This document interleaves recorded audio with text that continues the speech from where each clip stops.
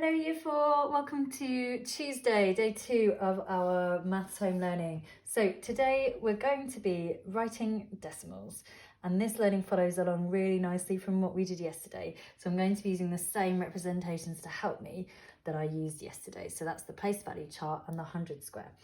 The sheet today is all about really deeply understanding the value of each digit in our decimal numbers.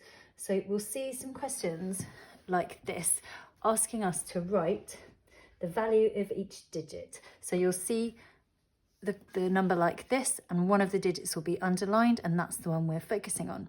So to work out the value of that digit, if you're not sure, we can use our place value chart. I'm going to pop my digits in here, 7.31, and then I work out which one has got the underlined digit, and it's this one, the 3. So once I've put it in here, I will be able to tell really easily that the 3 is in the tenths column and therefore has a value of 3/10. And I want you to write it in as many ways as you can. So I've written it in words here, 3/10.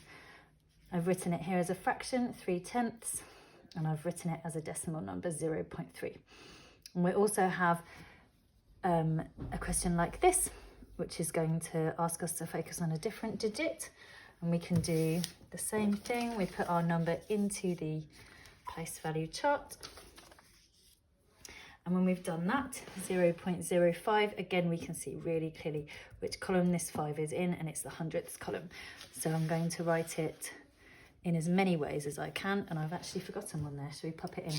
We've got 5 hundredths, 0.05, and see if you can guess what the last one is. Oh, it's 5 hundredths, like this, as a fraction. And there are some questions as well which are going to ask us to focus on a different digit. We spent a lot of time yesterday talking about these 2 digits, didn't we? But don't forget about the whole numbers in our numbers as well, the wholes. So we've got here 7.39, and if I put that into my place value chart this time, this time we're going to be working out the value of this digit, the 7, and I can see clearly here, it's in the ones column, so I'm going to write here 7 ones, and as a number in numerals, that is 7.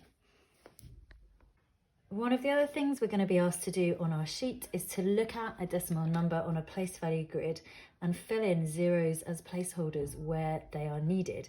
So you'll have a number a bit like this. And I want you to look at it and say to yourself, does that gap need to have 0 as a placeholder in it?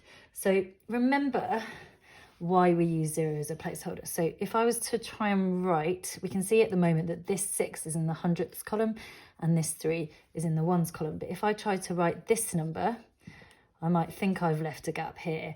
But what does it look like when I've written it? Well, it looks like that. And we can't have that because this is not the correct value for this digit. So what we do is, we put 0 as a placeholder in there. The number is actually 3.06. And we're also going to see the part whole model again, but this time our whole isn't going to be 1. So we're going to be doing something a little bit different with these ones. We're going to be finding out what the whole is when we've been given 2 parts. So if I'm feeling stuck on this, I'm going to go back to my 2 representations that we looked at yesterday to help us with that.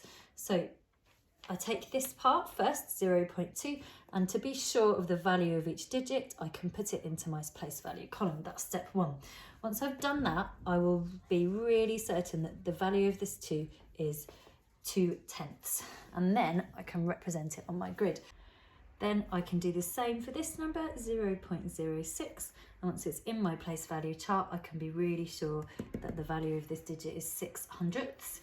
Then I can represent that as well on my grid, and that will help me to see that I've got here 2/10 and 6 hundredths, and once they're added together, they make 0.26. And if I want to stretch myself and represent it 2 different ways, I could also write it as a fraction, 26 hundredths. And if I really want to stretch myself, I could also write it a different way, couldn't I? I could write 2/10 add 6/100, and we could carry on like that. These decimals, the thing that we're trying really hard to do here is to be really, really good at changing between the decimal and the fraction and really understanding what the value of each digit is. So every time that you can represent it in lots of different ways, doesn't matter if you're writing all around the whole model, be as messy as you like and as creative as you like, try to stretch your brain to really understand, okay, this is 0.2 and 0.06.